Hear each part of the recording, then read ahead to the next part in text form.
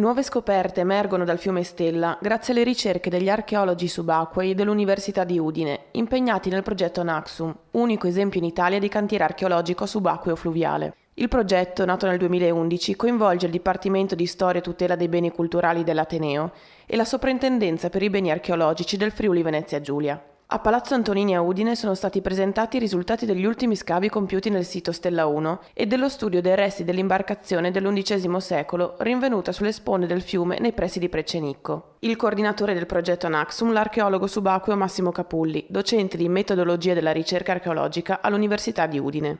Quali sono le principali scoperte che sono state compiute nella campagna archeologica 2014? Il progetto Naxum quest'anno si è confrontato con due realtà diverse tra loro, anche se fisicamente vicini, perché abbiamo due siti archeologici a meno di 1 chilometro di distanza. Una parte si è svolta sott'acqua, che è un po' nelle corde del progetto, diciamo la cosa principale che facciamo in un sito sommerso, che è lo Stella 1, e un'altra parte invece in un sito sommerso, che è un relitto medievale.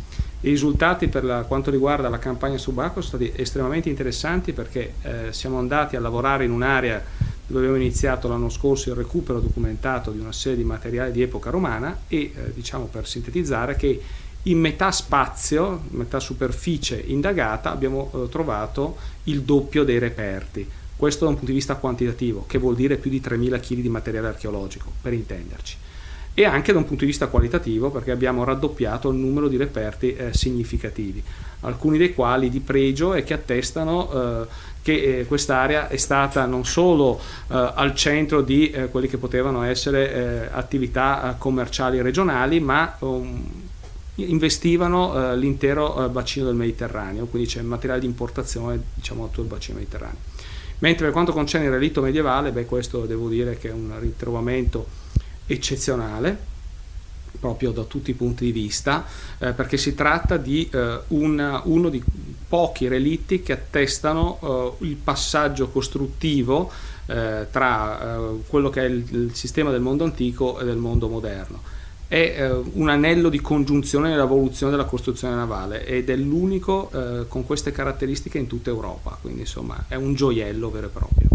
Le ricerche nel fiume, durate 7 settimane la scorsa estate, si sono concentrate nel sito Stella 1, dove si trovano una struttura lignea lunga circa 6 metri, i resti del relitto Stella 1 e una vasta area di dispersione di resti archeologici. Oltre 700 reperti di alto valore informativo recuperati, mentre complessivamente il materiale archeologico portato in superficie ammonta a oltre 3.200 kg. La campagna 2014 ha visto impegnati studenti delle università di Udine, Texas A&M University, Padova, Pisa, Sassari e Trieste, che grazie ad Naxum hanno potuto migliorare le loro capacità subacquee e capire la pianificazione delle attività e l'utilizzo e la funzionalità degli strumenti da scavo. In questo contesto, nel 2012, vicino a Precenicco, è stato scoperto lo scafo di un'imbarcazione in legno dell'XI secolo, un ritrovamento di grandissima importanza per la storia della costruzione navale che trova parziali confronti solo con uno dei relitti bizantini di Yeni Capi, l'antico porto di Istanbul.